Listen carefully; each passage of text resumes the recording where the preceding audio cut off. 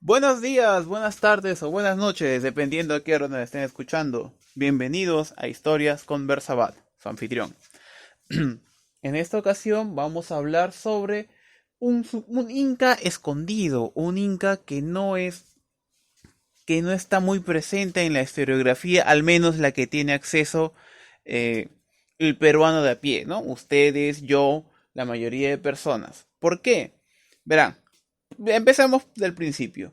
Inca es el nombre que se les da a los gobernantes de una a los gobernantes del Tahuantinsuyo, el gran imperio este que hubo en Sudamérica, ¿no? Desde el año 1500 hasta la caída por los españoles, 1400 por ahí.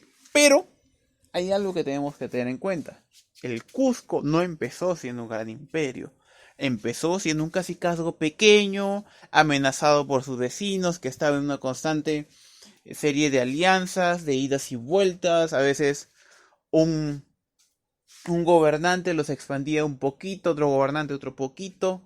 En este momento el Cusco todavía era un cacicazgo. Y lo correcto sería referirnos a sus incas, a sus reyes, como eso, como caciques, como capacs. Este, esta transformación del Cusco de un cacicazgo menor y siempre amenazado por sus vecinos a un imperio en expansión ocurre cuando toma el mando el ya propiamente dicho el Zapa Inca, ¿no? El emperador Pachacútec. Es Pachacútec quien transforma el reino a un imperio. Y verán, eh, cuando me enseñaron a mí este tema en el colegio, y yo estoy seguro que la mayoría de los que no hemos visto sobre historia del Perú más allá de lo de las aulas, esto es la gente que no haya estudiado historia o antropología, que no se haya especializado, te enseñan que la sucesión de incas fue lineal, ¿no? Que empezó Manco, Cápac, Sinchi, Rocayo, que Yupan y fulano, mengano, y te dan la idea de que fue algo vertical, lineal, de que después de uno viene el otro y así. Algo que no te explican es cómo funcionaba realmente el sistema de sucesión incaica y todos los entremanejos, las intrigas que hubo entre la sucesión de un cacique a otro. Una de las características de la monarquía cusqueña, desde que eran un cacicazgo, es la figura del Auqui. El Auqui era el príncipe heredero. Verán, los gobernantes cusqueños solían tener muchas esposas, ¿no? La esposa principal, llamada la Colla, que podía ser un familiar directo del Inca, como su hermana, y también una multitud de concubinas, ¿no? Que esto se usaba para sellar alianzas, para tener más herederos disponibles, etcétera. A diferencia de las monarquías europeas o asiáticas, el, el Inca no escogía a su heredero porque haya nacido primero, sino se escogía al que él consideraba el más apto. Y en vida era que se le asociaba con el trono. Era como que yo soy el rey, pero tú eres mi príncipe, tú me vas a heredar, y y te doy este cargo para que tú pulas tus dotes como administrador, para que me demuestres que te puedes ganar a la gente, para demuestres que vas a ser un jefe militar, que es lo que el reino necesita. Esta figura, comparable a la de que veríamos en el Imperio Romano, ¿no? Con los Augustos y los Césares, es lo que ayudó a darle una cierta estabilidad tanto al reino desde sus inicios como al imperio después. Porque cuando el Auqui se convertía en Inca a la muerte de su padre, ya el pueblo lo conocía, sus consejeros lo conocían, ya había demostrado que era digno de gobernar. ¿Significa esto que todos los 14 incas que conocemos oficialmente fueron a los príncipes designados? No, ni mucho menos. Por ejemplo, el Inca Capac Yupanqui le dio un golpe de estado a Tarco Guamán, que fue hijo de Maita Capac. Al morir Maita Capac, asume Tarco, pero Capac Yupanqui, que era su primo, le da un golpe de estado. Y luego a Capac Yupanqui le da un golpe de estado otro familiar llamado Inca Roca. Y aquí ocurre algo curioso que tampoco nos explican en los colegios, que siempre te mencionan la dinastía Hurin, la dinastía Hanna, ¿no? Los de arriba y los de abajo. Pero ¿cómo el Bajo Cusco y el Alto Cusco? Cápac Yupanqui, que llegó al poder por medio de un golpe de estado, fue el último de la dinastía de los Jurin Cusco, los Cusco de abajo. Cuando Inca Roca le da un golpe de estado, que esto es algo que no te mencionan, ¿no? Porque la historiografía peruana tiende a ennoblecer demasiado la figura incaica, no a decir que todos eran buenos y pacíficos, sino acá hubo golpe de estado y más adelante vamos a ver asesinatos y un largo etcétera. Inca Roca llega a un trato. Cápac Yupanqui y sus descendientes, los Jurin Cusco, van a estar a cargo de la parte religiosa del imperio. Van a vivir en el Templo del Sol, el Inti Cancha, y van a conservar ese poder.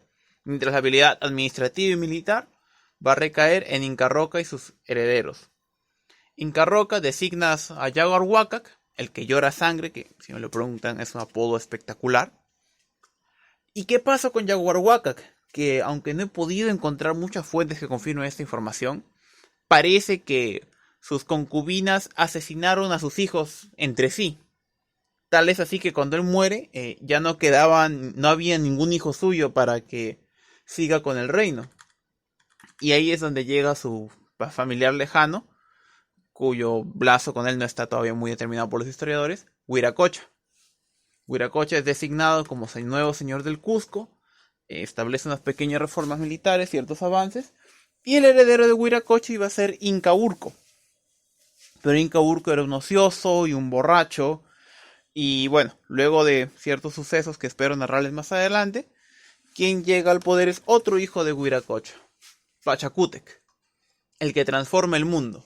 Como ya mencioné previamente, a Pachacútec este nombre, este apodo, le cae a pelo porque él es el que transforma este pequeño reino, derrota a los chancas, que era la amenaza más grande que sufría el Cusco en ese momento, reforma el ejército y deja las bases para la segunda gran expansión incaica. La primera expansión incaica se le llama los pequeños avances que tuvieron los primeros reyes cusqueños, que realmente no fueron altos, pero se agrupan de una forma distinta a la segunda que hace Pachacútec. Entonces, ¿qué pasa? Cuando Pachacútec va a escoger un heredero entre sus muchos hijos, todos esperan que él escoja a un militar, a un soldado, porque eso es lo que el imperio necesitaba. Según nuestra historiografía, este heredero fue Túpac Yupanqui. Pero, vamos a parar aquí. Antes de Túpac Yupanqui hubo otro heredero, hubo otro Auqui. Verán, para ese momento Pachacútec ya tenía dos hijos. Uno que sería un comandante de renombre, Tilca Yupanqui, y el otro, Yanqui Yupanqui, que sería un orejón, un noble influyente. Pero eran hijos con concubinas. Y si bien es cierto, existía una meritocracia, o sea, él podía escoger al heredero más digno sin importar cuál fuera su madre, siempre iba a pesar más ser hijo de la colla, de la esposa principal. Por eso se celebra el nacimiento de Amaru Inca, ¿no? Su primer hijo con su esposa oficial, con grandes fiestas. Casi de inmediato se le nombra el príncipe coronado, el Auqui. Lo casan con una noble y lo envían de inmediato a que demuestre su valor para vencer a una rebelión que había en el imperio. De estas dos rebeliones, que él acaba primero una y después otra, casi es obligado a ir, no tenía un carácter bélico, y en ambas casi las pierde, o sea, las ganan apenas, y si lo hace es por el apoyo de sus hermanos, que sus hermanos iban siempre con él y ellos eran los que cargaban el peso de la expedición. Primero apenas vence esta revuelta, luego lo envían a conquistar a una tribu de la selva, aunque descubre un río, que es el logro más importante de Amaru Inca Yupanqui, el río Amarumayo en Madre de Dios, no logra vencer a las tribus de la región. Tras un cogobierno que algunos cronistas dicen que fue de 5, 6 y otros de hasta 10 años, es que aquí también hay muchas versiones. Uno dicen que Pachacútec le dice, ¿sabes qué? El imperio necesita un guerrero, tú no lo eres.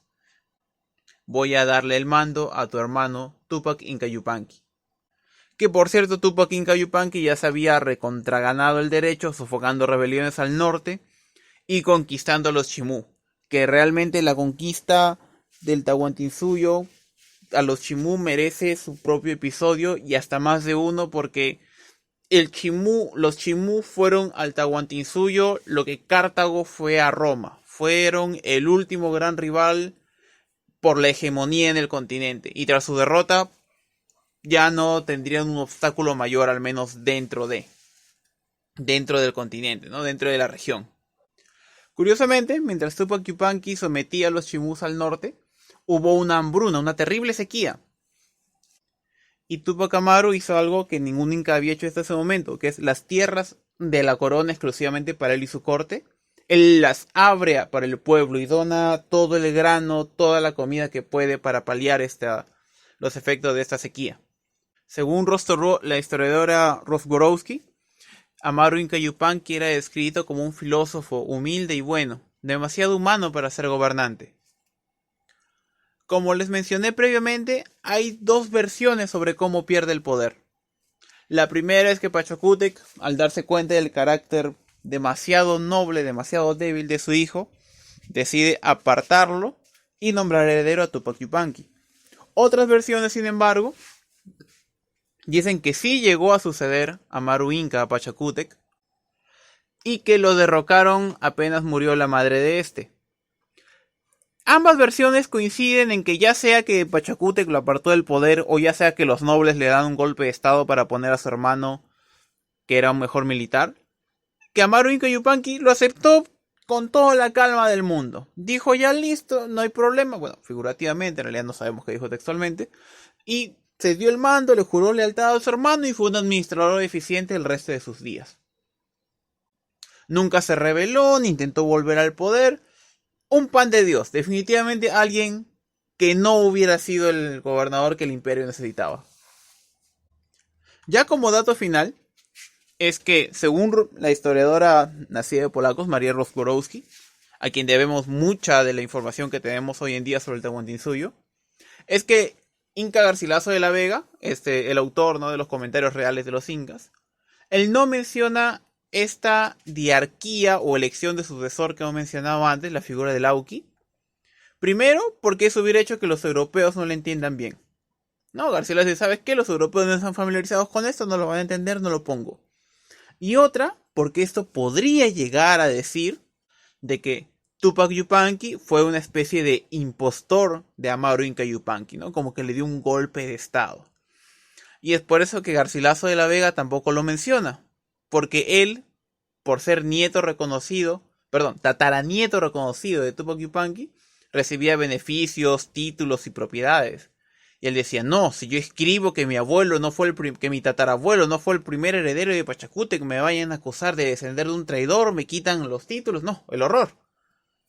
Y es por eso que de esto me gustaría hablarte más adelante. El tiempo aquí es corto, solo puedo hablar 15 minutos en esta plataforma. Garcilaso de la Vega suele dejar muchas cosas en el tintero. Suele obviar, adulterar ciertos detalles para que su versión del incanato le sea favorable a los ideales europeos.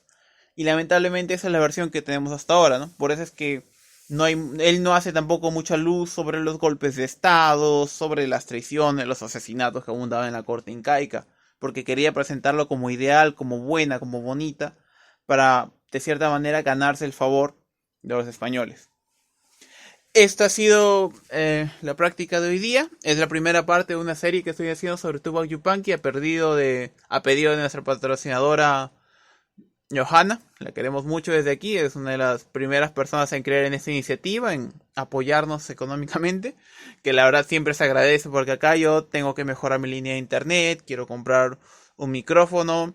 Hay muchísimas cosas que me gustaría hacer, pero que ahora mismo no puedo. También de que el tiempo del trabajo me absorbe bastante. Bueno, muchas gracias a todos. Espero sus sugerencias, sus comentarios. Ya saben, pueden encontrarme en Twitter, en YouTube, en Spotify. Compartan si les ha gustado. Y nos vemos la próxima vez.